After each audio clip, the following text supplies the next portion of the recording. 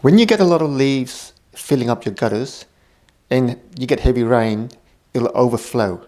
It'll either overflow on the front of the gutter or overflow the back of the gutter. You don't really mind water overflowing the front because it goes outside and it doesn't go in the house. But if water overflows the back of the gutter, then potentially you can get water in the house, and a lot of water. So what is the solution? Gutter guard? Is gutter guard any good?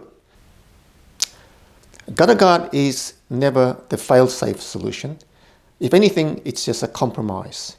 It'll keep the majority of the leaves off the gutter, but eventually the little bits do get in, and the problem then becomes a silty gutter that just fills up full of silt, and eventually you get plants growing out of the silt through the leaf guard, and then you have gutters that become a garden.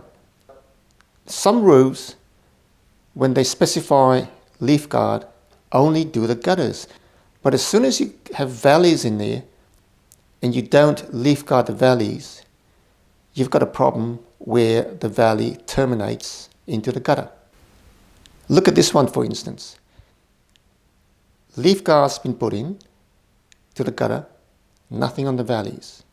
And you can see leaves starting to gather at the intersection between the discharge end of the valley and the gutter.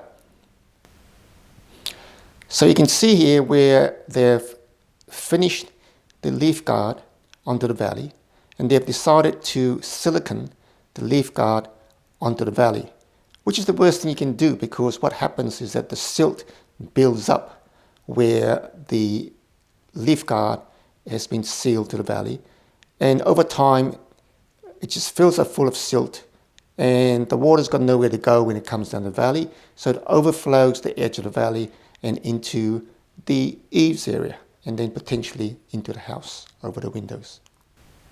So if you do leaf guard your gutters, you have to put leaf guard over your valleys. Now, as the leaf guard on the gutter terminates in the valley region, it needs to be cut back to allow a little bit of a hollow, so that when the dirt does come down the valley, it's got somewhere to go and it doesn't get caught by the leaf guard from the gutter. The dirt goes in the little hollow into the gutter, and hopefully the force of water takes it to the downpipe and then goes down the downpipe, and you don't have to worry about it.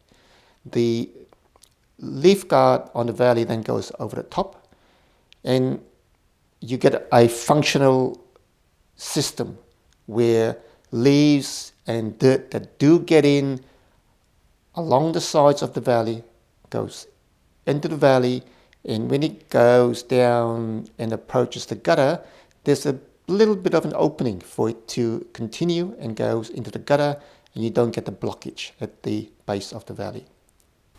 So should you put leaf guard over your valleys and your gutters? Well, it really depends.